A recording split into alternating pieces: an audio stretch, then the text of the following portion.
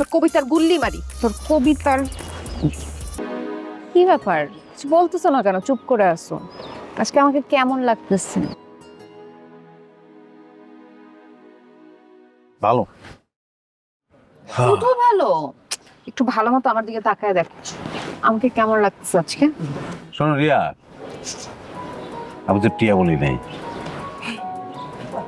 রিয়া, তুমি তুমি হইতেছো একটা গহীন সমুদ্রের মাঝখানে একটা দ্বীপের মতো, যেই দ্বীপে একবার কেউ গেলে আর ফিরে আসতে পারে না। আমি সেই দ্বীপে হারায় গেছি, আমি আর ফিরতে চাই না। তুমি তো অনেক সুন্দর করে কথা বলো। হুম। আগে কোনো সময় তো আমাকে নিয়ে এত সুন্দর করে কথা বলো না। আমি তোমার নিয়ে তো প্রত্যেকদিন সুন্দর সুন্দর কথা বলি, কিন্তু একলা বলি এবং ভাবি এই কথাগুলি তোমার কাছে এসে বলবো, কিন্তু ভুলে যাই। কি করবো? আচ্ছা, তুমি একটা কাজ করতে পারো, তুমি একটা কালো টিপ পরবা কপালে, এখানে।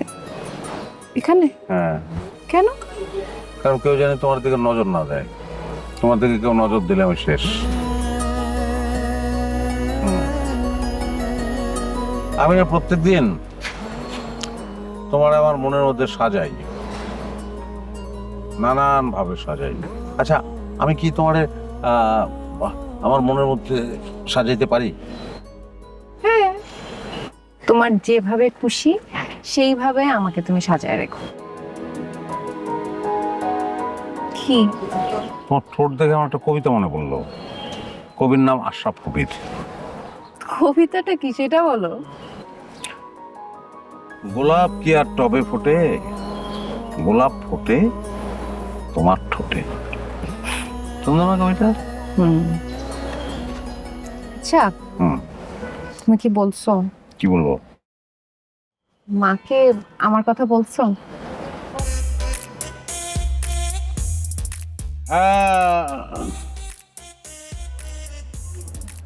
বলছি নাকি বলি নাই, আমার ভুলে গেছি, আমার মনে পড়তেছে না।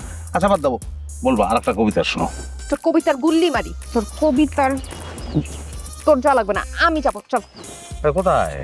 তোর মার কাছে যাব, আমি নিজে আমার নিজের কথা বলবো। আসো। রাগারাগি করুন, গেলেই তো হয়।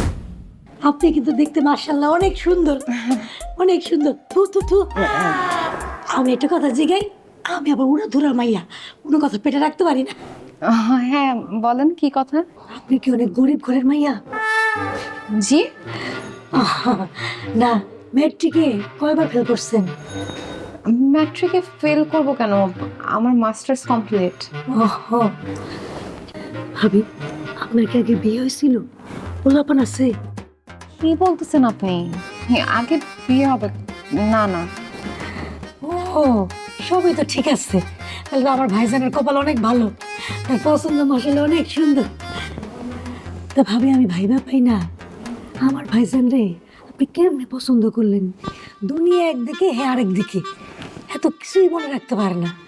হ্যাঁ, যে আপনারে মনে রাখছে সেটাই তো বেশি। তো হ্যাঁ, ভাষ্যরাত তো গেলাম আমার ভাইজান একটা মিস্টেক করবেই। অবশ্য আমি কি বলতেছি, আমার ভাইজান ভাষ্যরাত কি সেটাই জানে কিনা তাও তো জানি না।